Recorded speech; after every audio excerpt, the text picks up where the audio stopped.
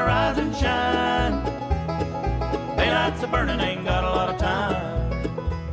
When the day is over and the work's all done, we'll sing and dance and have a little fun. Welcome to Homestead. Today I'm going to be finishing up the goat mineral feeders that I made, goat or sheep mineral feeders I made. So today, again, I'm going to be using the truck bed as my workbench. I have my 3 mineral feeders here, and we're going to throw together a frame, and I'll just walk you through how I'm going to do it and what materials I use.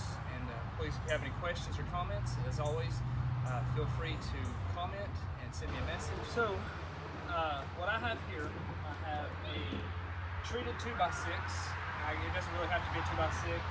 This is what I just had laying around. I've actually just washed it off because it had mud all over it. So I have a 2x6. It's roughly 50 inches long. It could be a little shorter, but again, this is what I had. And for simplicity, I'm just going to cut it once. I'll cut it directly in half, and to make my frame for my feeders. The plan is to have the feeders basically sit like this.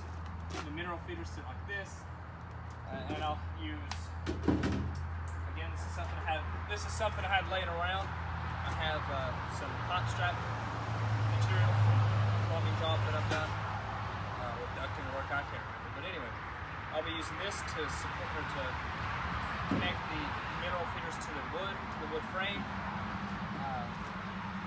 I have some wood screws. I have some drywall screws. I have a speed square, a skill saw, tape measure to make my cut in half, and a carpenter pencil, and a impact drill. So the first thing I'm going to do is make my cut directly in half.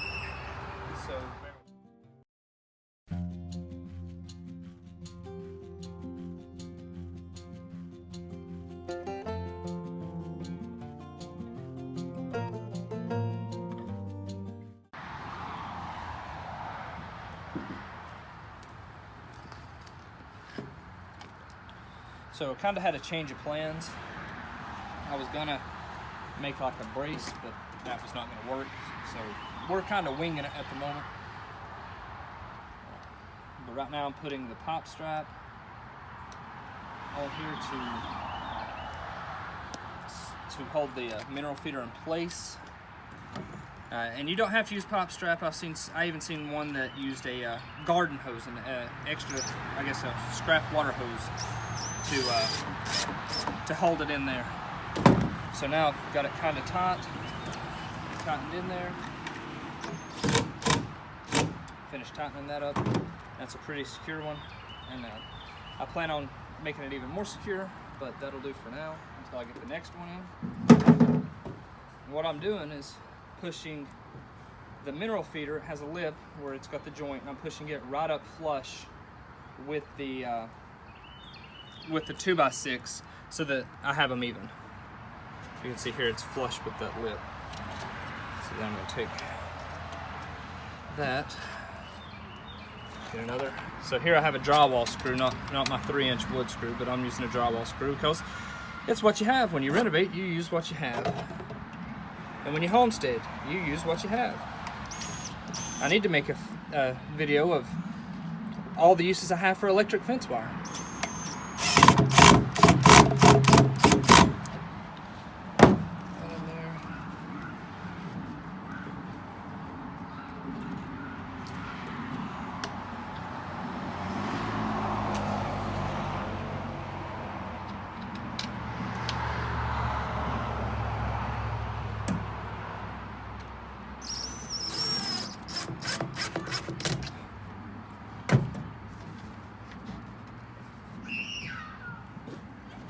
So the last one,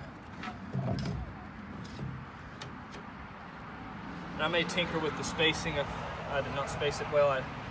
In a rush to beat daylight, I've just kind of winged it here.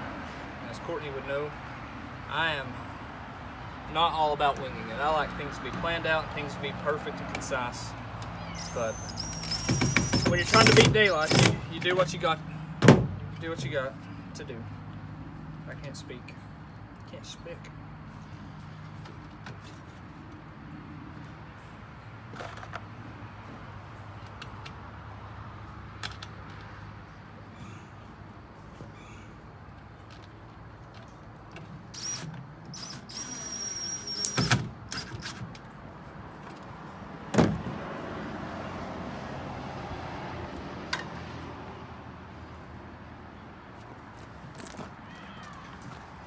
So that's all 3 of them on there. I got to trim off my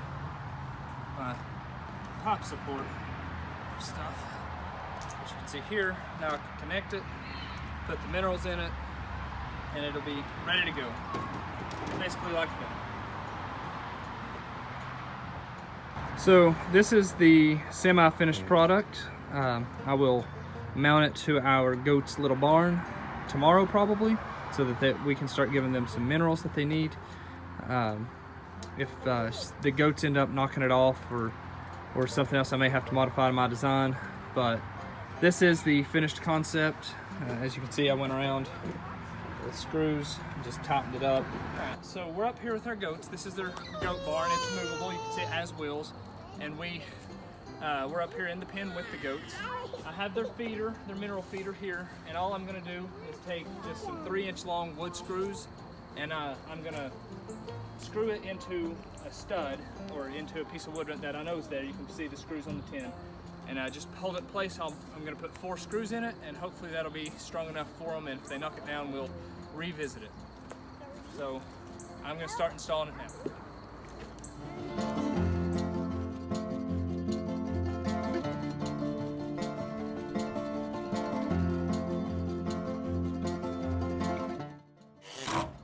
And we're doing this in the dark because we're always trying to beat daylight.